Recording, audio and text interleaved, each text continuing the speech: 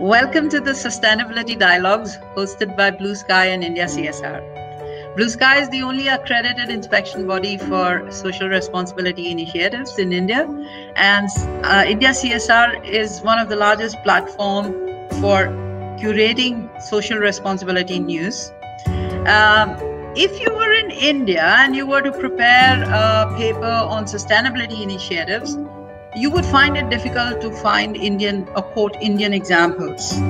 But today we have a great leader talking to us on sustainability initiatives. Welcome to Mr. Srihari, MD of KG Fabriks. Welcome, sir. Thank you, Jyotsna. Yeah, it's a pleasure, and we're looking forward for this dialogue because we know that you have so many great initiatives happening in KG Fabriks. So KG Fabriks is known as the greenest mill in the world, and that's quite a credible, very prestigious title given to you. I'm aware that KG Fabriks is compliant to almost every green standard in the world, and it must have been quite an effort. I am aware of the fact that the last 5 years has been your focus on sustainability initiatives, and I would love you to tell us your experience on what are the opportunities and the challenges for putting up a green factory, developing green denims. Please tell us about it. So, let me tell you a small short story format so that it's why we did it and how we did it. It all started during the Chennai rains in 2015. All over Tamil Nadu it was raining, and about 100 liters of water got leaked out of our effluent treatment plant because of the heavy rains. And this was made as a big issue by the villagers. Just 100 liters of water. We were treating about 5-6 lakh liters every day then. Oh my God. Huh. Okay. And then just 100 liters, and we said, listen, something we are doing wrong. We need to figure it out. Villagers are not able to understand that 100 liters does not, and in fact they came and tested the TDS of the leaked water, and it was only 100. That means there was no salt in the water also.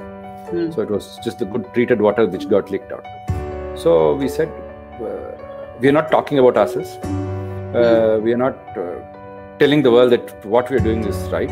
So we need to change tracks now. We are doing a lot of good things. So the first thing they did was how not to send any water to the effluent treatment plant.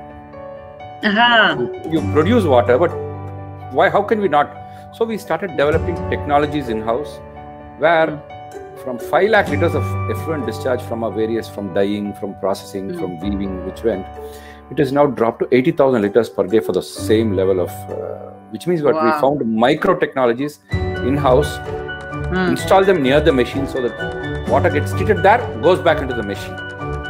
So we installed micro treatment plants, micro technologies, I would say, not treatment plants, but micro filtration equipment, micro technologies. So amount of water now coming to our effluent treatment plant has come down to 80,000 liters. Our capacity to treat from 5 lakhs is 1 million liters per day. We are sending less than 100,000 liters to the effluent treatment plant. Okay, so that is one innovation that we did. The second innovation that we did was there are certificates like ZDHC. As you know, in Bluesky, there are hundreds of compliance that the company has to go through, and we got bored of all these. The audit fatigue. Yes, the audit fatigue, as you call it. So we are now compliant to everything, but again, so many compliances are coming. So how do we break away from the crowd? We have innovated. How do we break away from the crowd is something that we were talking to ourselves. Nobody had a branded denim as a fabric before. The certificates are all branded, BCI. Higg Index, all of them are branding. I said, we are not branding ourselves. There are a lot of brands that we are using. Why can't we brand ourselves? So we trademark Green Denim. These water saving technologies that we did, we combined not only water saving, but raw material saving, energy saving, chemical saving, everything combined. So today we use 35% less chemical footprint than a typical denim mill. We use 90% less footprint than a typical water footprint denim mill. We use 25% less footprint in energy compared to a typical denim mill. We use 70% less footprint in packaging material compared to a typical denim mill.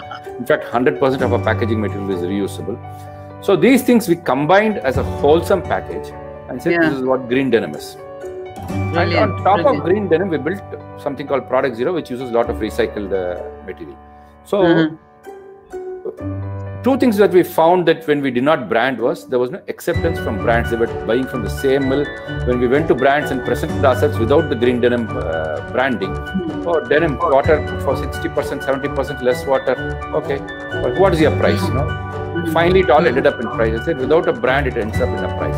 So how do we break away from the crowd and get everybody to talk about Green Denim? So what we've been able to do is really save on water, really save on the various environmental aspects, brand it into a separate brand, break away from the crowd, and make companies look at us now. Have the brands started buying from us? That's a different question. Brands have started looking at us. Soon they have no choices because we're the only denim company or second denim company other than Arvind Mills to be part of the Ellen MacArthur's Jeans Redesign Foundation. Yes, congratulations on that. Yeah, brilliant. So suddenly brands are looking up to us.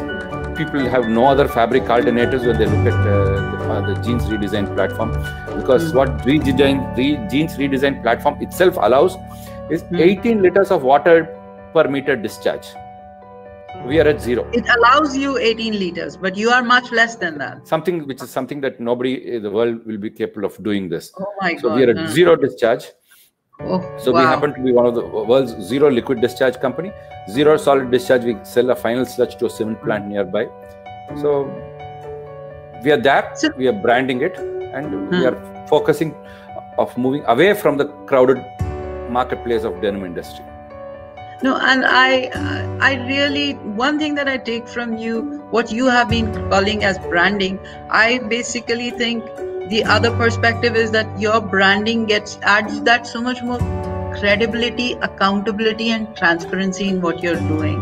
And I think that is something that the brands, the buyers will have to acknowledge, because globally the world is talking about, a risk in the supply chain. And if KG Fabriks as a part of the supply chain is one of the only choices which is credible, accountable, and transparent. And I really think that Green Denim branding is a brilliant, acknowledgement of what you have done, really.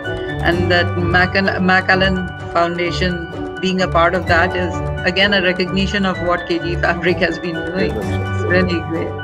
Yeah. So, but sir, it's not an easy journey.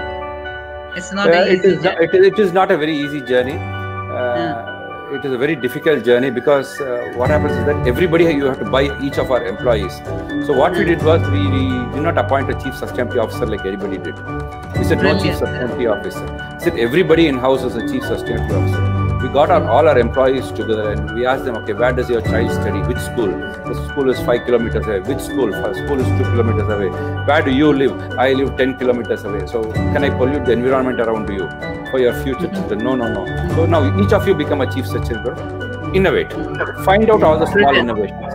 And we started rewarding and awarding the small innovations because otherwise to move from 5 lakh liters or 6 lakh liters per day down to 80,000, 70,000 liters per day, sending to you can't do it alone. We can't do it. I cannot come out with my own ideas. So people came out with a lot of ideas. We rewarded them and awarded them, and we were able to then get it there. So when we got the water down, we also saved chemicals. That was a byproduct. Yeah, byproduct. Yeah. And chemicals is more expensive than water. Water is free. You know what I mean? Now at least what's that? A liter of bottle is costlier than a liter of milk in many places now. So yes. So we figured out that every day, because of our initiatives, a typical denim mill uses 120 liters to make a meter of denim. 120 liters to make a meter of denim. We use 6 liters. Half of it. Not half of it. 6. 1/10. 6 liters. 6 liters. Oh my God. So we use 1/10. 1/10 of what is required. 1/10 of water. So how much water does it save? So as per the 2011 census, that was the last official census, a town like Tiruchirappalli or Gurugram, they use 10 lakh liters of drinking water every day. That's the amount of water we have saved in treating our own denim plant. For making 50,000 meters of denim, we save water for an entire town like Erode, Tirupur, Tiruchirappalli, Yeah. That's But the amount of work.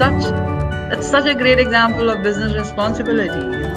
I mean, it's not just about making, the social impact of your business is so huge, right? Just conserving the amount of water that you're doing in the process of making your business. That's brilliant.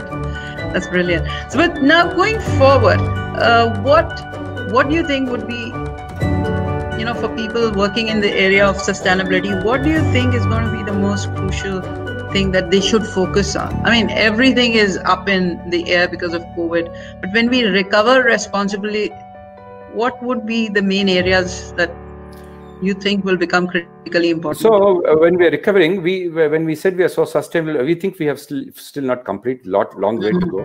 We think we can bring it down to 3 liters.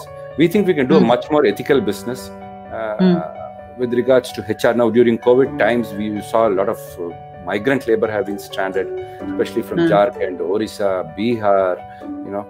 So we did take sustainability ethical initiative pre-COVID also.